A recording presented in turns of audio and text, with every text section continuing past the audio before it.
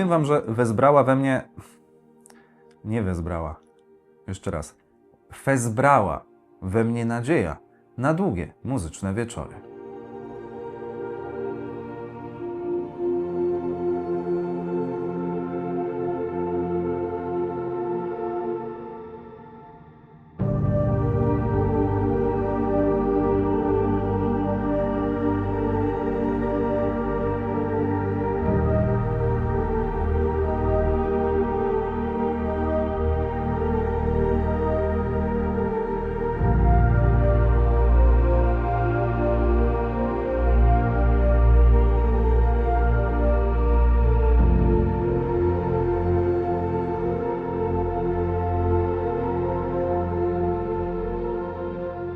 Powoli będziemy zamykać ten rok, co nie oznacza, że impet na kanale będzie wytracany. Wręcz przeciwnie, atmosfera będzie gęstnieć. Dziś tematyka audio w swojej bardziej romantycznej odsłonie. Dotychczas ten romantyzm przyjmował nostalgiczne linie Unitry, natomiast teraz objawi się w modelu od producenta, który rzuca nowe światło na pojęcie wzmacniacza lampowego. Światło, które tę gałąź branży hi-fi od ładnych paru lat stara się odczarować. Będzie to pierwsza tego typu integra na kanale, dodatkowo zupełna nowość, bo Luna od polskiego Feza została pokazana kilka dni przed tegorocznym audio-video show, więc cieszę się, że tak na świeżo postanowiono się do mnie zgłosić, żebym swoim okiem ten wzmacniacz ocenił. Tym bardziej, że nasze ścieżki już od jakiegoś czasu się przecinały, wspominając tu moją majową wycieczkę do Monachium, gdzie Fez wystawiał się ze swoją sztandarową serią Supernova.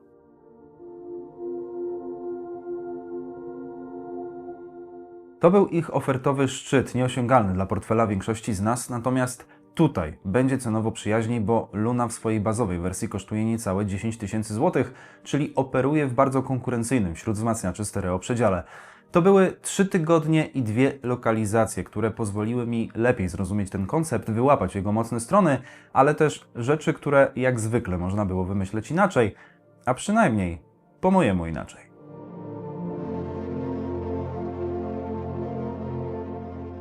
Luna nie jest wzmacniaczem małym, choć 35 cm szerokości może sugerować coś innego.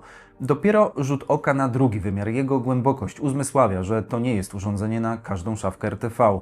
To samo tyczy się zresztą specyfiki wzmacniaczy lampowych w zakresie planowania przestrzeni nad nimi i to też jest taka kuchnia, którą warto wziąć pod uwagę. Ja na przykład, wieszając telewizor w obu lokalizacjach, wliczyłem sobie zapas na ewentualne ustawienie elektroniki na górze szafki, ale nie myślałem o lampowcach, a konstrukcjach tranzystorowych. Przez to w obu miejscach z założonym koszem ten nieco wchodzi w światło ekranu, a kiedy go zdejmę w miejscu, gdzie mam obrotowy uchwyt, dolna krawędź telewizora jest blokowana przez lampy mocy. W każdym razie musicie wziąć ten wymiar szczególnie pod uwagę przy planowaniu jego ustawienia.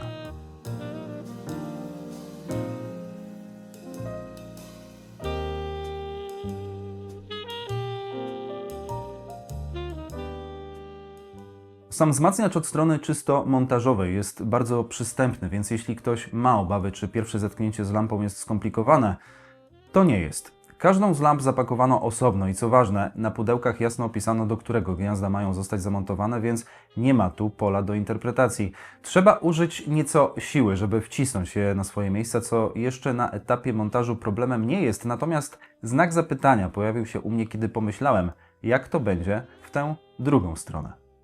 O ile lampy mocy mają sztywne czarne kołnierze u podstawy, które ułatwiają chwyt i ich stopniowe uwolnienie, tak mniejszych lamp sterujących nie odważyłem się zdemontować podczas przygotowywania tej recenzji, żeby uniknąć sytuacji, że będę musiał organizować na CITO nowe lampy, bo te pękną mi w ręce. Po prostu sprawiają wrażenie delikatniejszych i jednocześnie są mocno osadzone, więc przydałby się tu jakiś mechanizm zwalniający, żeby demontaż nie budził takich obaw jak te moje. Dodatkowo ortodoksów w dziedzinie symetrii mogą nieco drażnić losowe odchylenia lamp od pionu, które jest zależne od ich osadzenia w gnieździe i nie zawsze uda się to skorygować. Skoro jesteśmy już przy tych lampach, to pojawia się temat klatki ochronnej. Ta jest elementem podwójnie ważnym, bo nie tylko drastycznie poprawia bezpieczeństwo lamp, ale moim zdaniem, kiedy jest zamontowana, Luna prezentuje się o niebo lepiej i za każdym razem, kiedy wzmacniacza używałem SOT, miałem poczucie, że sporo wizualnie traci. Tu mam jedynie wskazówkę dla producenta, by poprawić instrukcję jej montażu, gdyż nie ma tam wzmianki o odkręcanych śrubach na górze wzmacniacza, przez co osoba nowa w temacie może odnieść wrażenie, że te śruby to jedynie ograniczniki, a sama klatka jest po prostu luźno nakładana. A tak nie jest. Te dwie śruby należy odkręcić, wsunąć klatkę, która ma na nie dedykowane wcięcie i zakręcić je, dzięki czemu będzie sztywno osadzona na swoim miejscu. Detal, ale z perspektywy ojca małego dziecka może okazać się kluczowy, tym bardziej, że te lampy naprawdę mocno się rozgrzewają. Z przodu dochodzi do tego pleksa, która prezentuje się dobrze, ale tak samo jak ma to miejsce z pokrywami gramofonów, wymaga przecierania w sposób delikatny, będąc podatną na rysy.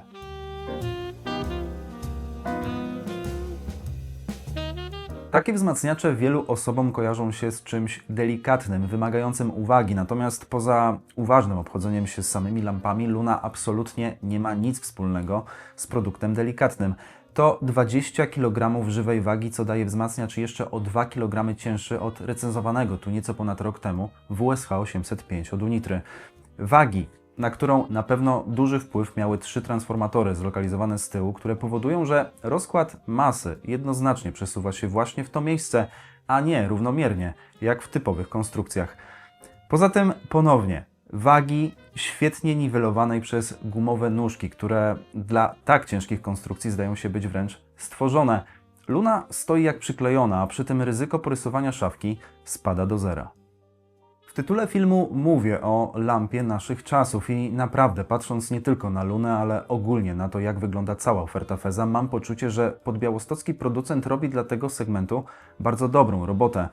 Te wzmacniacze są charakterystyczne i byłyby takie nawet bez zamontowanych na górze lamp. Ich wygląd jest czysty, minimalistyczny i taki mainstreamowy w bardzo dobrym tego słowa znaczeniu, bo tak jak moja żona nie interesuje się zbytnio tematyką audio, tak ten wzmacniacz od razu jej się spodobał.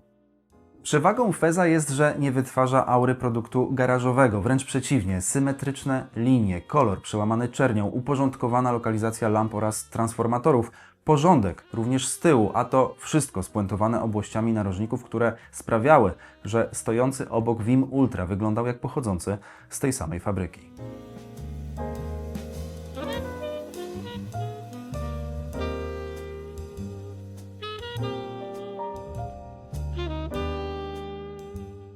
W tę pozytywną mainstreamowość wpisuje się też szeroka oferta kolorystyczna obejmująca 7 różnych odmian, w tym odcień Moonlight, który trafił do mnie.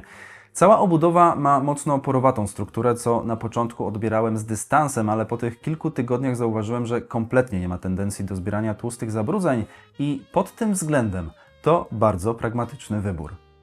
Na gładko z kolei wykończono pokrętła lewe do regulacji głośności i prawe będące selektorem wejść oraz wciskanym włącznikiem. Tu warto zwrócić uwagę, że główny włącznik zasilania trochę wzorem na przykład Hegla umieszczono pod spodem na przedniej krawędzi wzmacniacza. Z kolei podświetlane na biało logo producenta ma funkcję nie tylko estetyczną, ale też informuje o gotowości do pracy, bo kiedy wzmacniacz jest na rozruchu, który trwa około 2 minut w zależności od stopnia rozgrzania lamp, wtedy świeci na czerwono i to też jest taki fajny akcent, tym bardziej, że świeci subtelnie i nie daje poczucia, że przydałaby się tutaj jakaś regulacja natężenia, której nie ma. Pilot jest prosty, mały, ale ciężki i bardzo dobrze wykonany. Uważam jedynie, że z jego kwadratowymi przyciskami tak sobie pasuje do obłej estetyki wzmacniacza, zaokrąglonych rogów, pokręteł czy nawet tak mocno eksponowanych kondensatorów. Tu paradoksalnie pilot od Apple TV sprawia wrażenie bardziej dopasowanego. Z jego poziomu można Lunę włączyć, zmienić wejście oraz wyregulować głośność, czyli absolutna podstawa, która w czystej integrze nie powinna dziwić.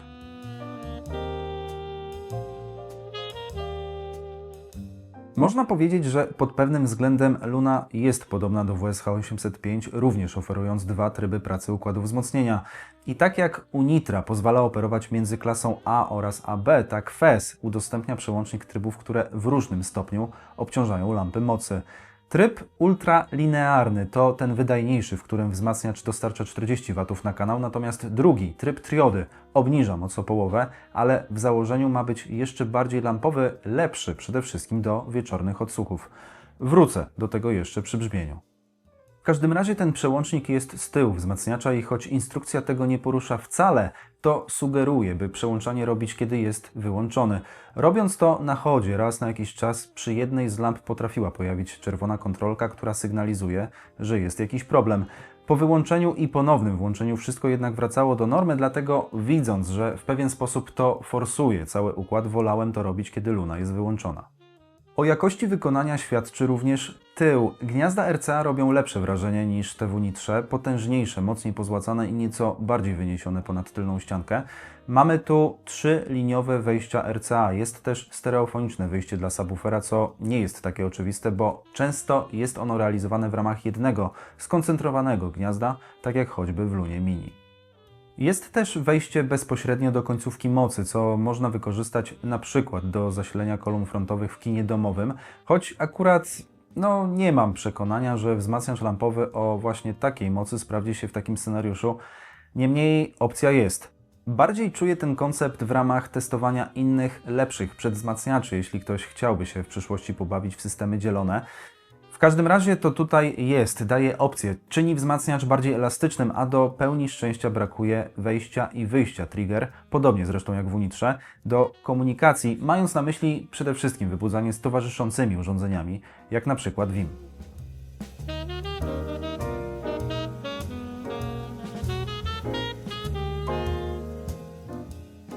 Ta elastyczność w tym bądź co bądź jeszcze popularnym segmencie do 10 000 złotych może być istotnym czynnikiem decyzyjnym i prawdopodobnie z tego powodu FES właśnie tutaj zdecydował się wdrożyć nowość, jaką są karty rozszerzeń i dedykowany im slot. Karty do wyboru są 3, dodająca Bluetooth, przedwzmacniacz gramofonowy oraz moduł DAC z wejściami optycznymi i koaksjalnym. Każda z nich kosztuje 1290 zł, co to mało, nie mało, zależy czego oczekujemy. Najbardziej sceptycznie podchodzę do modułu Bluetooth, który nie licuje ze sprzętem tej klasy, a dodatkowo fakt, że obsługuje jedynie podstawowe kodeki SBC oraz AAC, już na starcie stanowi wąskie jakościowe gardło. To o tyle dziwne, że skoro mamy już do czynienia z osobnym komponentem, nie tanim jak na moduł Bluetooth, to liczyłbym na obsługę co najmniej aptX HD, a optymalnie jakiegoś wysokoprzepustowego kodeka, bo naprawdę sprzęt tej klasy już potwornie wykazuje różnicę w jakości plików.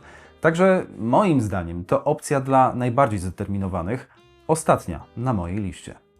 Po środku jest DAC, którego ideę bardziej już rozumiem, bo jeśli ktoś chce mieć jak najbardziej coś w rodzaju all-in-one i na przykład sygnał będzie czerpał z telewizora i zainstalowanych tam aplikacji muzycznych, no to jest to jakieś wyjście.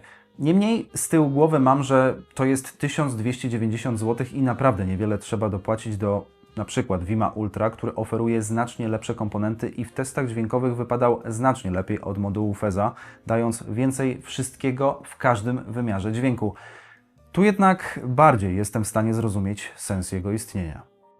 Trzeci i najbardziej dla mnie opłacalny jest moduł Phono, który choć obsługuje jedynie wkładki MM, to wypadł znacznie lepiej od modułu wbudowanego w mój gramofon Tiaka.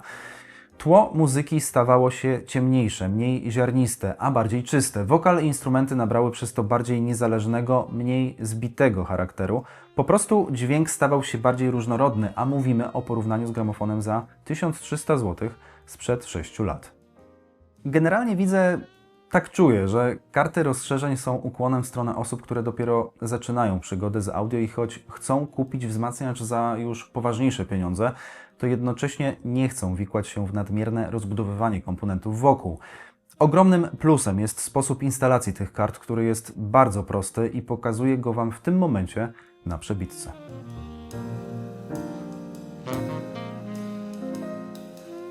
To dwie śruby mocujące, które należy odkręcić, po czym w środku czeka na nas taśma sygnałowa zakończona wielopinową kostką, którą wpinamy w kartę i to tyle. Wkładamy, zakręcamy i działa. Kiedy żadna karta nie jest zamontowana, to wejście na selektorze jest nieaktywne i nie da się go włączyć. Pakiet gniazd wieńczą porty głośnikowe, które oddają specyfikę wzmacniaczy lampowych, gdzie należy podpiąć je z uwzględnieniem impedancji naszych kolumn. W przypadku moich wien, zarówno Bachów, jak i Baby Grandów, korzystałem z konfiguracji 4-ohmowej.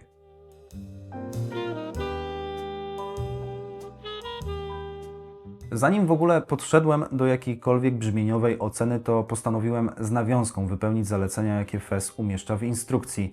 A jest tam mowa o 10 godzinach wygrzania wstępnego i przedziale między 40 a 60 godzinami, żeby uzyskać efekt docelowy. No więc u mnie wzmacniacz grał dzień i noc przez tydzień na niskim poziomie głośności, zanim zacząłem bardziej go obciążać. Ogólnie powiem Wam, że Luna mnie zaskoczyła, szczególnie w bardziej wydajnym trybie ultralinearnym, gdzie okazała się zdecydowanie jaśniejszym i klarowniej grającym piecem, niż się tego spodziewałem. Mój chodzący w kompletnie innej wadze musical przy nim to pluszowy miś i daleko mi do stwierdzenia, że to granie jasne, ale na pewno jeśli ktoś ma w głowie, że chce dużo ciepła, bo tak kojarzy mu się lampa, to tutaj dostanie coś innego, a przynajmniej w tym trybie. A mówię to z perspektywy osoby, która posiada kolumny ciepłe, natomiast ten wzmacniacz w obu przypadkach dodał im powietrza i blasku, co ponownie zaskoczyło. Na pewno na górze jest bardziej gładko niż w typowych tranzystorach, natomiast obszerny bas w Lunie potrafi pojawić się niespodziewanie, co zrzucam akurat na karp moich kolumn, które wymagają wzmacniacza, który weźmie je za gębę, a Fez taki nie jest. On daje swobodę, co na pewno procentuje przy zdyscyplinowanych kolumnach lub po prostu mniejszych, podstawkowych, których dalej dla siebie szukam, żeby wzbogacić swoje recenzje o odsłuch na głośnikach właśnie tego typu. Także Luna w trybie ultralinearnym jest zaskakująco energetyczna, nie jest misiowata, potrafi kopnąć basem i jeśli ktoś kieruje się w audio zasadą równoważenia potencjałów, to dla niej szukałbym mimo wszystko kolumn bardziej neutralnych, z tylko lekką tendencją do ocieplania, lub ze względu na moc kolumn podstawkowych, gdzie kontrola nad przetwornikami będzie po prostu lepsza. Z drugiej strony mamy też tryb triody, mniej skupiony na wydajności prądowej, a bardziej na takiej wieczornej muzykalności. Bardziej mi się spodobał niż Unitra pracująca w klasie A, bo tutaj naprawdę zmiana charakteru grania jest radykalna i dostajemy wtedy jednoznaczne ciepło, misia, poduchę, a przy tym w taki fajny sposób to, co wewnątrz utworu dalej jest słyszalne nawet przy bardzo cichym słuchaniu. Nie jest to jednak tryb do słuchania głośniejszego, kolumny się wtedy gubią, widać, że wzmacniaczowi brakuje mocy, by na tym wyższym poziomie wysterowania je kontrolować. Niemniej tak osobiście, takiego skupionego na muzyce odsłuchu najwięcej mam właśnie późnym wieczorem i tę triodową umiejętność Luny bardzo wtedy doceniłem.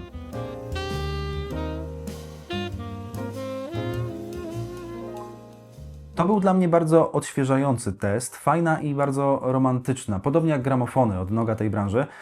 Fez przekonuje mnie formą, wykonaniem, nowoczesnym pomysłem na całość i przede wszystkim, że jest z Polski. Dlatego jeśli dziś będziecie chcieli zostawić jakiś komentarz pod filmem, to hashtag ponownie będzie brzmiał polskie hi-fi. Dźwiękowo Luna daje opcję zarówno po stronie zmiany trybu działania, ale też dostępu do końcówki mocy oraz również lampy można w niej wymienić, co daje kolejne ścieżki szlifowania jej brzmienia. A to o tyle ważne, że jedna rzecz nie dawała mi spokoju, ale tylko wtedy, kiedy podchodziłem do niej bliżej.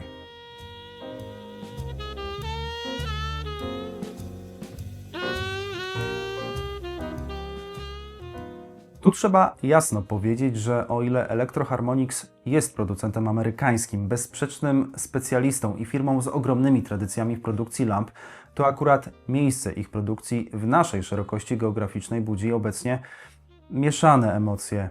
To trochę taka klasyczna sytuacja, gdzie nawet jeśli mówisz, że polityką się nie interesujesz, to ta prędzej czy później zainteresuje się tobą. No co mam wam powiedzieć? Na szczęście lampy w razie potrzeby można wymienić na inne. To nie jest tranzystor. Podzielcie się swoją opinią na temat wzmacniaczy Feza. Hashtag już znacie, więc nie będę go powtarzał, ale dodam, że pierwsze 6 osób, które poza hashtagiem poprawnie napisze, w którym roku założono Fez Audio, dostanie ode mnie zestaw kubek plus audiofilskie skarpetki, a jedno i drugie radykalnie poprawia brzmienie każdego systemu. Dodatkowo, jak zwykle, przy tego typu okazjach playlista kanału Twoja Rzecz poszerza się o kolejne utwory, których wykaz, tak samo jak linki do samej playlisty, znajdziecie w opisie filmu.